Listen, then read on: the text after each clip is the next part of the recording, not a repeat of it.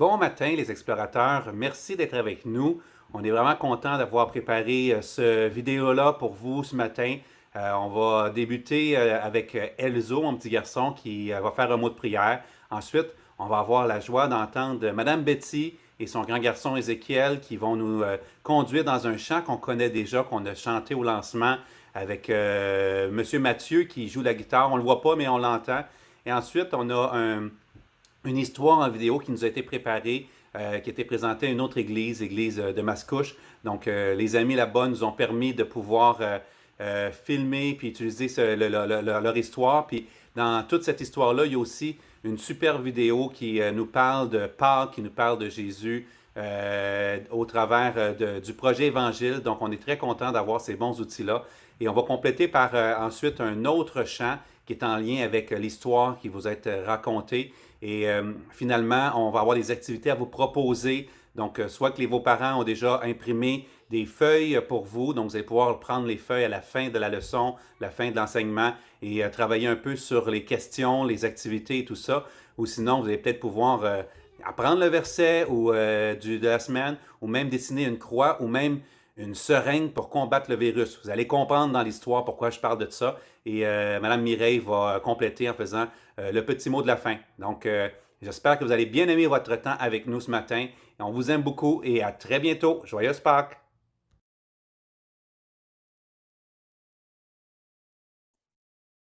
Prions. Merci Dieu parce qu'on a Internet et c'est très utile en ce temps de crise. Merci parce qu'on va faire des activités ensemble, des chants et toutes sortes de jeux amusants. Et merci que c'est Pâques, puis t'es mort et ressuscité, comme tu l'avais dit. Au nom de Jésus, Amen.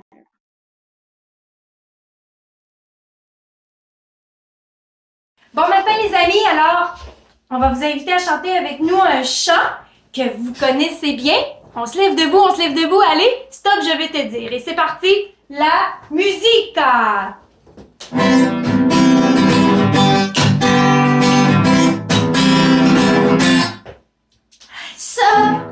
Je veux vous dire ce que Dieu a fait pour moi. Stop, je veux vous dire ce que Dieu a fait pour moi. Il m'a racheté, il m'a délivré, mes péchés sont tous pardonnés. Stop, je veux vous dire ce que Dieu a fait pour moi. Alléluia, alléluia, alléluia, alléluia, Christ mon sauveur. Alléluia, alléluia, alléluia, alléluia, pour moi pécheur. Mort sur la croix, alléluia, à Golgotha, alléluia, il peut sauver, alléluia, parfaitement. Son sang efface toute condamnation pour ceux qui demeurent en Jésus. Son sang efface toute condamnation pour ceux qui demeurent en Jésus. Car la loi des grâces en Jésus grâce qui libère de la mort et du péché. Son sang efface toute condamnation pour ceux qui demeurent en Jésus. Tu mets du ciel sur la terre pour vivre, tu es à la croix, payé pour moi, de la croix jusqu'au tombeau, et du tombeau jusqu'au ciel, je loue ton nom éternel. Tu mets du ciel sur la terre pour vivre, de la terre à la croix, payé pour moi, de la croix jusqu'au tombeau, et du tombeau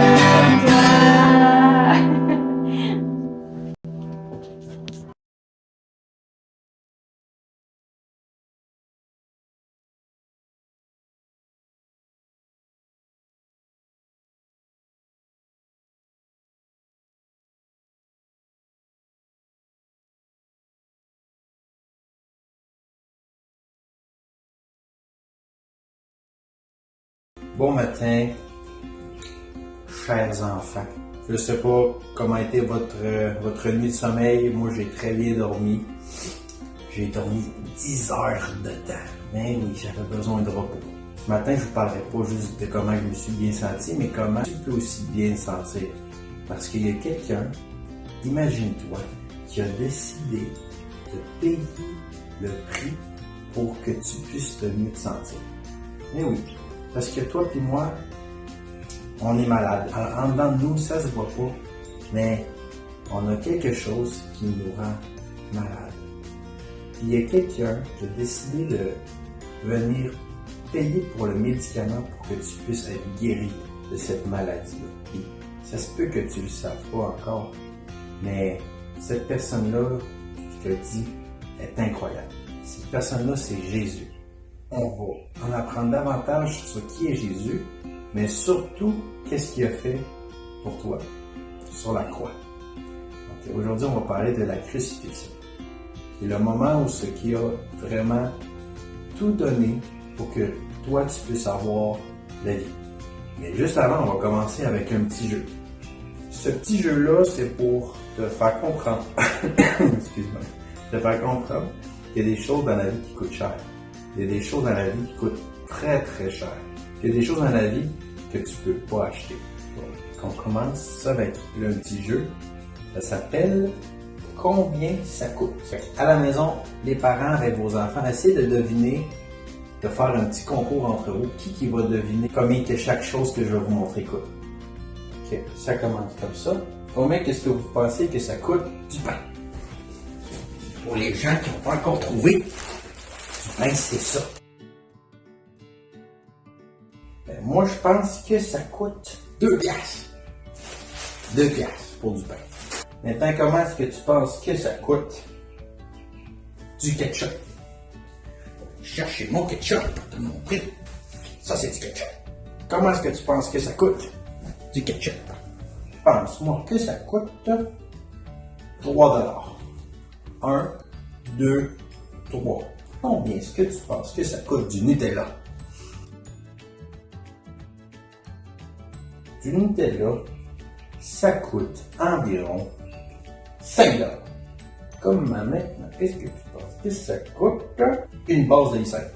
Donc, une base de lissage, c'est une base avec un lit dessus. C'est sur ce que tu te couches le soir. Donc, la base de lit. Comment est-ce que tu penses que ça coûte?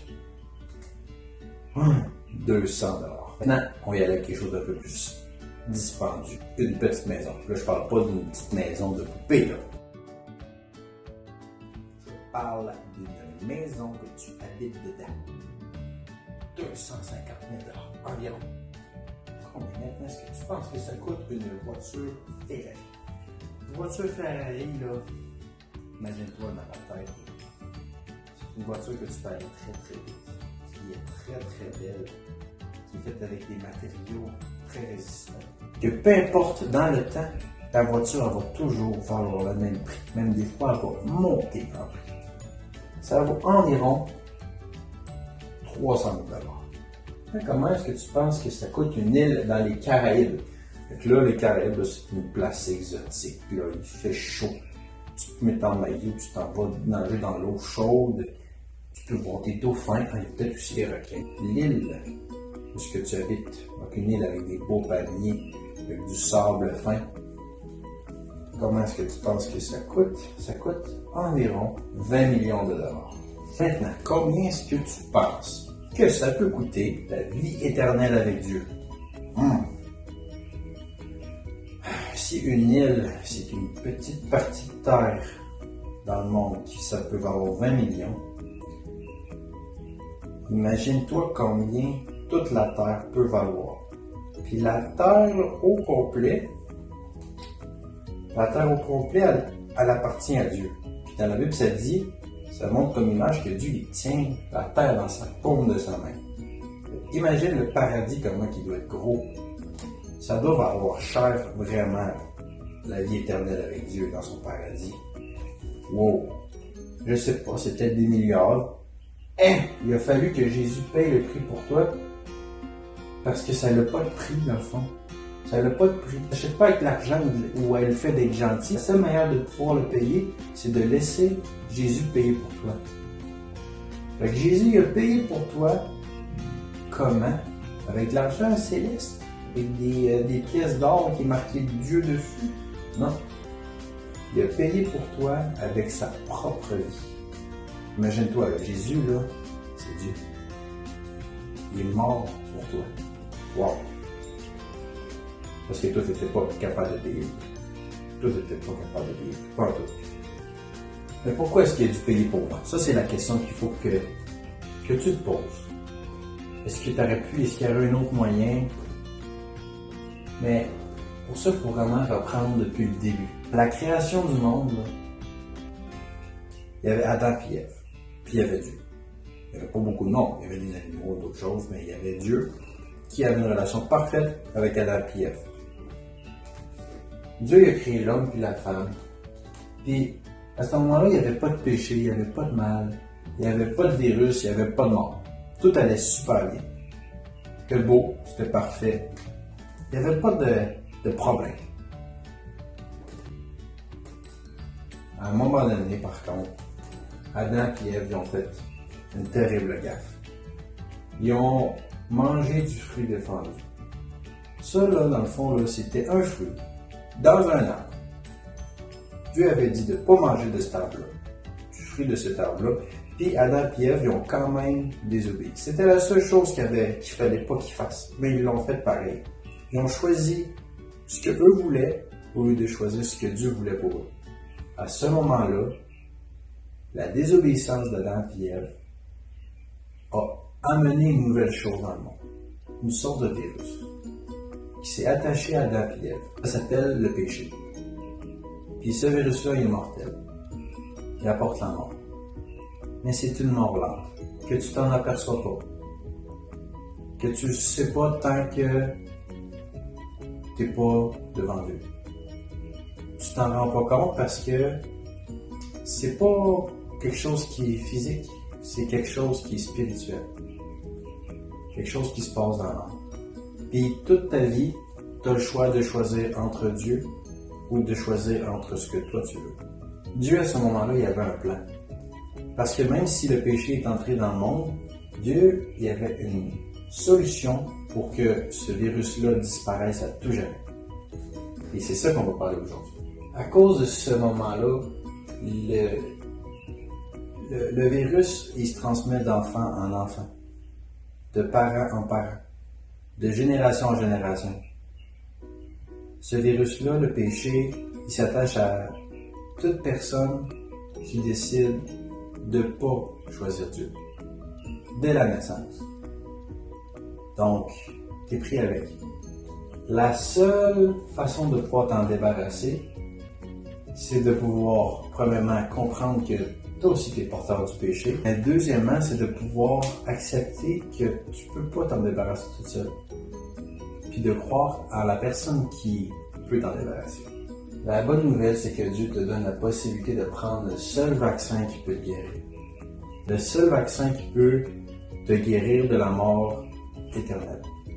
D'une vie sans Dieu. Et je vais te lire le moment où le vaccin a été donné par Dieu. Je vais te lire une histoire. Es-tu prêt? Oui, lis-moi une histoire. Je suis prête. Jésus et ses amis étaient allés dans un jardin pour prier. Jésus était triste. Il priait Dieu. « Mon Père, si possible, laisse-moi secourir ton peuple d'une autre manière. Toutefois, s'il s'agit de ton plan, je vais le faire. » Pendant que Jésus priait, ses amis se sont endormis. Puis Jésus leur a dit, « Levez-vous, il est temps. » Ensuite, Judas, l'un des disciples de Jésus, est arrivé avec de nombreux hommes. Puis il a embrassé Jésus pour le désigner à ceux-ci. Les hommes venus avec Judas ont ensuite arrêté Jésus. Pierre a essayé de s'interposer, mais Jésus l'en a empêché. Il savait qu'il s'agissait du plan de Dieu. Ceux qui suivaient Jésus se sont enfuis, mais Pierre est resté et a observé la scène. À 3 reprises, on a demandé à Pierre, « N'es-tu pas l'ami de Jésus ?» Et Pierre a répondu, « Non, je ne suis pas son ami. » On a amené Jésus au grand prêtre qui lui a demandé, « Es-tu vraiment le Messie, le Fils de Dieu ?» « Oui, tu as raison, a dit Jésus. » Il a parlé contre Dieu, il mérite de mourir, ont dit les hommes présents qui ne croyaient pas que Jésus était le Fils de Dieu. Le matin venu, des hommes ont amené Jésus devant Pilate, le gouverneur qui lui a demandé, « Es-tu le roi des Juifs ?» « Oui, tu as raison, a dit Jésus. »« Que devrais-je faire avec Jésus ?» a demandé Pilate au peuple. « Fais-le mourir sur une croix, a répondu le peuple. « Crucifie-le !»« Pourquoi ? Qu'est-ce qu'il a fait ?» a demandé Pilate. Mais la foule continuait à dire « Crucifie-le !» Les soldats de Pilate ont dit « Si tu es un roi, tu dois te vêtir comme un roi. » Ils ont fabriqué une couronne d'épines qu'ils ont mise sur la tête de Jésus. Ils l'ont habillé d'une tunique écarlate et ont fait semblant de se prosterner devant lui. Ensuite, ils ont amené Jésus pour le faire mourir. Jésus a été cloué sur la croix, puis ils ont fixé un écriteau au-dessus de sa tête sur lequel on pouvait lire « Celui-ci est Jésus, le roi des Juifs ». 2 criminels ont aussi été crucifiés à ses côtés. L'obscurité a recouvert le pays. Dans l'après-midi, Jésus s'est écrié « Mon Dieu, pourquoi m'as-tu abandonné ?» Jésus est mort et a été mis au tombeau. Un grand bloc de pierre a été roulé devant celui-ci et les soldats de Pilate ont monté la garde pour que personne ne vole le corps de Jésus. Ce qu'il faut que tu te rappelles, là, c'est que Dieu a dit qu'il y avait un remède pour guérir du péché. Les gens, avant la venue de Jésus, ils ne savaient pas qui serait le vaccin, ni quand il viendrait. Mais Dieu le savait, lui. Il l'avait promis. Ce vaccin-là, c'est Jésus. C'est ça qui se passe. Le moment où Jésus est venu sur la croix, c'est le moment où Dieu avait choisi pour pouvoir enfin guérir le monde entier du péché et de la conséquence du péché qui est la mort et la séparation avec Dieu. Dans Acte 16, verset 31, c'est simple comment avoir ce vaccin. Ça dit, crois au Seigneur Jésus et tu seras sauvé, toi et ta maison. C'est pas compliqué. Il faut juste que tu crois. C'est la plus belle nouvelle que tu peux entendre. Il y a un vaccin pour te sauver du virus qui se guérit pas avec un simple médicament. Ce vaccin-là, c'est Jésus. Il y a une décision à prendre. Il y a des gens qui accepteront pas que Jésus peut les sauver. Beaucoup de gens vont choisir de croire qu'ils n'ont pas besoin de Jésus. À la fin de leur jour, ils iront dans un lieu sans Dieu. Un lieu sans Dieu veut dire un lieu de vide et de ténèbres. Jésus, c'est la lumière. Jésus, c'est la vie. Le contraire de ça, c'est les ténèbres et la mort. Ceux qui croient et acceptent que Jésus est le seul chemin, la seule vérité et la vie vont vivre pour l'éternité avec celui qu'ils vont avoir choisi. Ils vont vivre avec Jésus-Christ, le seul vaccin qui peut vraiment les sauver. Toi, qu'est-ce que tu vas faire? Je t'invite à profiter de des journées de congé pour en parler avec tes parents. Mais pour l'instant, on va pratiquer le verset de la semaine. Fait que je t'invite à te lever, on va pratiquer ensemble. Let's go! On se lève! Donc maintenant que vous êtes toutes bien debout, on va faire le verset de la semaine. Donc le verset c'est acte, parce qu'on fait une action. Verset 16, donc on fait un 1 et on fait un 6. Et ensuite, verset 31, on fait un 3 avec un 1. Donc acte 16, verset 31, ça va comme suit. Crois au Seigneur Jésus et tu, toi, seras sauvé, toi et toute ta maison. Donc, acte 16, verset 31. Crois au Seigneur Jésus et tu seras sauvé, toi et toute ta maison. Acte 16, verset 31. Entends-tu sa douce voix? Mon enfant, prends ma main. Bien que faible, viens à moi. Tu trouveras ton soutien. Jésus a tout payé. Ma dette est acquittée. La marque du péché effacée, mon âme est purifiée.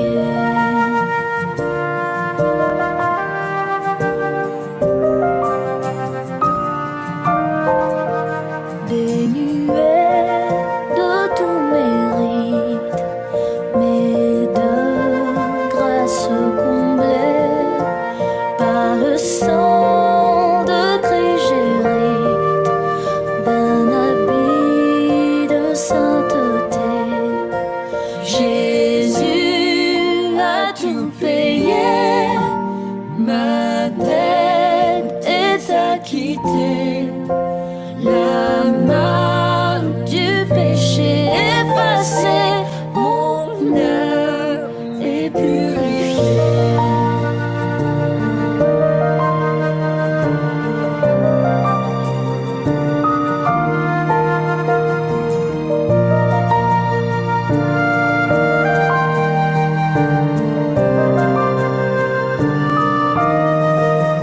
Seigneur, seule ta grandeur soutient les miséreux, peut briser les cœurs de pierre et purifier le lépreux. Jésus a tout payé, ma dette est acquittée. La marque du péché effacée, mon âme est purifiée.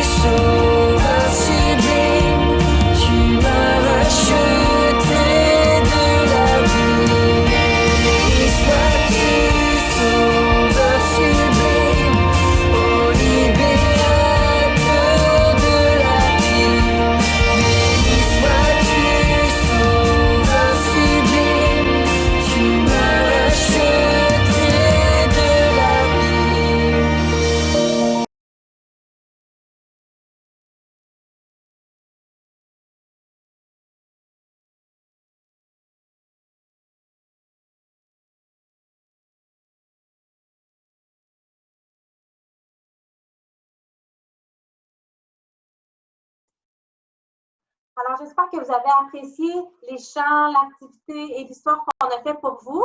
Et j'espère qu'on va se retrouver la semaine prochaine. Je vous souhaite joyeuse Pâques.